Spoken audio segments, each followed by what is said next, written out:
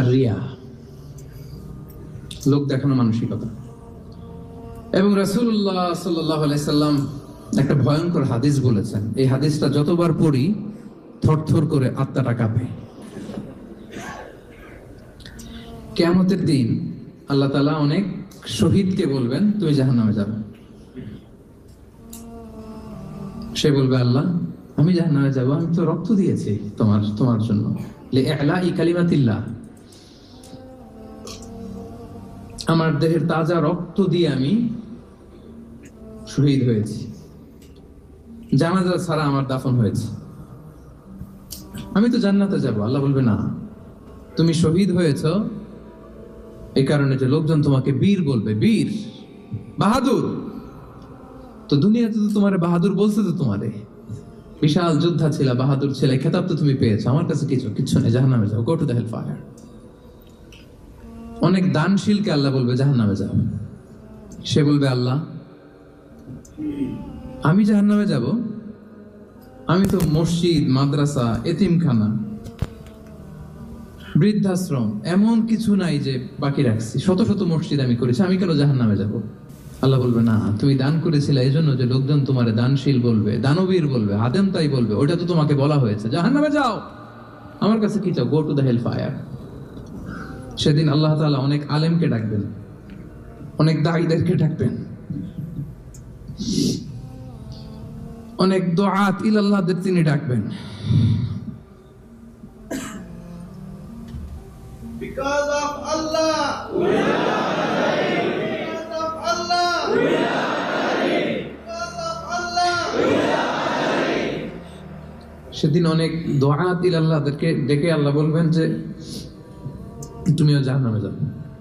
সে বলবে আল্লাহ কেন? আমি মানুষকে কোরআন শিখিয়েছি, আমি মানুষকে হাদিস শিখিয়েছি, আমার কথা শুনে অনেক নামাজ ধরেছে, আমার কথা শুনে অনেকের দাড়ি রেখেছে, আগে সুদ খেত, আমার কথা শুনে সুদ বন্ধ করেছে, আমার কথা শুনে তো আল্লাহ এরা নামাজি হয়ে গিয়েছে। দ্য এন্টায়ার সোসাইটি সুদ বন্ধ করেছে, নামাজ ধরেছে, তারা ফরজ যাকাত দিত, আল্লাহ আমি কেন জাহান্নামে যাব? আল্লাহ বলবেন তুমি এই দাওয়াতি কাজ করেছো, লোকজন তোমাকে বড় আলেম বলবে, লোকজন তোমাকে বড় সেলিব্রিটি বলবে, লোকজন তোমার নামে তাকবীর দিবে, তোমাকে বড় আলেম বলবে, বড় দাঈ বলবে। এটা তো বলা হতো তোমাকে দুনিয়াতে, আল্লামা বলে ডাকা হতো তোমাকে, বাহরুল উলুম বলা হতো তোমাকে, জ্ঞানের সাগর, অনেক বড় দাঈ, অনেক বড় সেলিব্রিটি তোমাকে বলা হতো এই দুনিয়াতে। তো যা চেয়েছো তা তো পেয়েছো, আমার কাছে কি চাও? আমার কাছে তোমার জন্য কিছু নাই, go to the hell fire, তুমিও জাহান্নামে যাও। আল্লাহ ওইরকম আলেম হওয়া থেকে আমাদেরকে তুমি বাঁচাও, ওইরকম দাঈ হওয়া থেকে তুমি আমাদেরকে বাঁচাও। আল্লাহ লোক দেখানো মানসিকতা, এই শফ থেকে আল্লাহ তুমি আমাদেরকে হেফাজত করো। তাহলে 4 নম্বর যে রোগ আমরা চিনে ফেলছি না, এটার নাম কি? রিয়া। নামাজ পড়তেছি, মানুষ আমার এই বড় মুসল্লি বলে, হজ করে আসছি যেন আমার নামের আগে আলহাজ লাগায়, যাকাত দিচ্ছি, যাকাতের শাড়ি লুঙ্গি, দানবীর শিল্পপতি এটা যেন বলে, জিহাদের ময়দানে গিয়েছি, ইসলামের জন্য মিছিল দিচ্ছি, যাতে মিডিয়াতে আমাকে সবার আগে দেখা যায়। আল্লাহ বলবে go to the hell fire, জাহান্নামে যাও। এগুলো একটাও আমার জন্য করো নাই, তুমি যা চেয়েছিলে দুনিয়াতে তুমি সেটা পেয়েছো, আমার কাছে কি চাও? কিচ্ছু নাই আমার কাছে তোমার জন্য, যাও। আল্লাহ এরকম দানশীল হওয়া থেকে, এরকম আলেম হওয়া থেকে, এরকম বীরত্ব দেখানো থেকে আল্লাহ তুমি আমাদেরকে হেফাজত করো। আল্লাহ রিয়া থেকে আমাদের এই কলবটাকে তুমি মুক্ত করো। আল্লাহ আমরা যা করব কেবলমাত্র শুধুমাত্র তোমার সন্তুষ্টির জন্য, তোমাকে দেখানোর জন্য যেন করতে পারে। আল্লাহ তুমি তৌফিক দান করো। তাহলে 4 নম্বর রোগটা চিনতে পারছেন প্রিয় ভাইরা? কি নাম এটার? আলহামদুলিল্লাহ, এই তো বুঝে ফেলতেছেন। তাহলে আজকের এই প্রোগ্রাম থেকে আমরা এই রিয়া বা লোক দেখানো মানসিকতা এটাকে না বলে দিব, কি বলেন?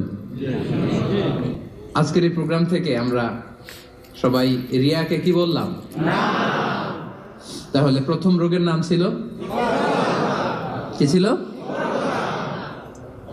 কপটতা। দ্বিতীয় রোগের নাম অহংকার। তৃতীয় রোগের নাম, চতুর্থ রোগের নাম বাংলায় বলেন লৌকিকতা, লোক দেখানো মানসিকতা। রাইট। সব শেষে হচ্ছে 5 নাম্বার রোগের নাম হচ্ছে সুউদ্দন, মন্দ ধারণা। অন্যের ব্যাপারে মন্দ ধারণা করা, বাজে ধারণা, নেগেটিভ অ্যাজাম্পশন, সবসময় একটা নেগেটিভ চিন্তাধারা। কিছু লোক দেখবেন যে পজিটিভ কিছু খুঁজেই পায় না, আছে না? ভালো একটা জিনিস এর মধ্যেও ভেজাল খুঁজে বের করছে। জাজমেন্টাল, অন্যের ব্যাপারে মন্দ ধারণা করা, সবসময় অন্যকে কাঠগড়ায় দাঁড় করাতে সে পছন্দ করে, এরকম আছে না? ওনার এই সমস্যা, ওনার তো নামাজ হয় না, এর তো ঝামেলা আছে ফ্যামিলিতে, ওর তো এটা, ওর সমস্যা, তোর কি সমস্যা? ওর সমস্যা যে বুঝলি, তোর কি সমস্যা বল? এরকম এরকম আছে না? নিজের দোষের কোনো খবর নাই, শুধু অন্যের দোষ, শুধু অন্যের দোষ, শুধু নেগেটিভ। প্রিয় ভাইরা, এই নেগেটিভিটি থেকে বেরিয়ে আসতে হবে আমাদের। অন্যের দোষ খোঁজা যাবে না, নিজের দোষ খুঁজতে হবে। নিজেকে কাঠগড়ায় দাঁড় করান, একটু একটু নিজে কি কি ভুল করলাম, নিজে কি কি অন্যায় করলাম, এটা একটু বের করবার চেষ্টা করেন। নিজেকে কাঠগড়ায় দাঁড় করান। আমরা এই ভুলটা করে ফেলি, আমরা নিজেকে কাঠগড়ায় দাঁড় না করিয়ে কি করি? হ্যাঁ, কি সুন্দর, হি ইজ দ্য জাজ, সে জাজ করবে,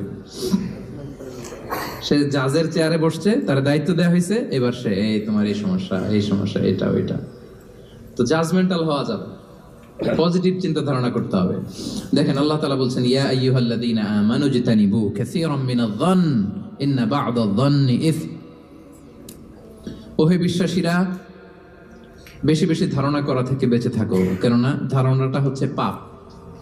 এই যে আপনি বাজে ধারণা করলেন, এটা পাপ। আর রাসূল সাল্লাল্লাহু আলাইহি ওয়াসাল্লাম বললেন, ফাইন্নায-যন্না আকযাবুল হাদীস। এই ধারণা করাটা এটা হচ্ছে মিথ্যা কথা, অধিকাংশ ধারণা এটা মিথ্যা হয়। ওয়া ইন্নায-যন্না লা ইউগনি মিনাল হাক্কি শাইআ। ধারণা কখনো সত্যের বিকল্প হতে পারে না, কখনো বিকল্প হতে পারে না। এজন্য আপনি বাজে ধারণা করবেন না। ধারণা করতে হলে সুধারণা করেন। ধারণা করতে হলে কি ধারণা করবেন? হঠাৎ দেখলেন যে ওদিকে আজান হইতেছে, বসে আছে, এই নামাজ পড়ে নাই, বোধহয় নামাজ পড়েই না, ওর যে কি সমস্যা আছে আপনি জানেনই না, হতে পারে না? যে কি রে নামাজ পড়লো না, সে হয়তো মুসাফির, সে কি, সে তো জমা কসর করার অনুমোদিত ফ্লেক্সিবিলিটি তো শরীয়ত দিয়েছে, ঠিক কি না? এই বোন একটাকে দেখছেন নামাজ পড়ে নাই, ধারণা করেন যেহেতু বেনামাজি, এর বউ তো নামাজ পড়ে না, এরকম বলে না? হয়তো মেনস্ট্রুয়েশনাল পিরিয়ড চলছে, তার পিরিয়ডের কারণে তো সে নামাজ পড়তে পারবে না। আপনার বন্ধুকে দেখলেন বোরকা পরা এক মহিলার সাথে যাচ্ছে, দিক দিয়ে একটা মেয়ের সাথে, ইয়াং বোরকা পরা, এই তো বাজে ধারণা শুরু, মামাই তো একেবারে কাজ করে ফেলাইছে। হ্যাঁ বলেন এরকম, মামাই তো একেবারে কাজ বানাই দিচ্ছে। আল্লাহ আকবার। এই যে আপনি ধারণা করলেন, আপনার গুনার পাল্লাটা ভারী করলেন। এই মেয়েটা তার আপন বোন হতে পারে কি পারে না? আসতে বললেন যে পারে কি পারে না? তার আপন ভাগ্নি হতে পারে কি পারে না? এই যে আপনি মন্দ ধারণা করছেন, মানে যাই দেখি আমরা খালি চোখে, এটা কিন্তু সব বাস্তবতা না। Something could be strange behind the scene. এর বিপরীতে এমন কিছু আছে, ওটা আমি জানি না হিস্ট্রিটা। এজন্য আপনি সুধারণা করবেন। কি করবেন? সবসময় সুধারণা করবেন। এই মন্দ ধারণা, বাজে ধারণা, অনেকে এরকম কিছু দেখলেই, বিয়ে করার পরে একটা ঘড়ি হাতে দেখলেই এটা বোধহয় যৌতুক দিছে, বোধহয় পুলিশ অফিসার একটা গাড়ি কিনছে বা ফ্ল্যাট কিনছে, এই তো ঘুষের টাকা দিয়ে বানায় ফেলছে। পুলিশ অফিসার মানেই কি সবাই ঘুষ খায়?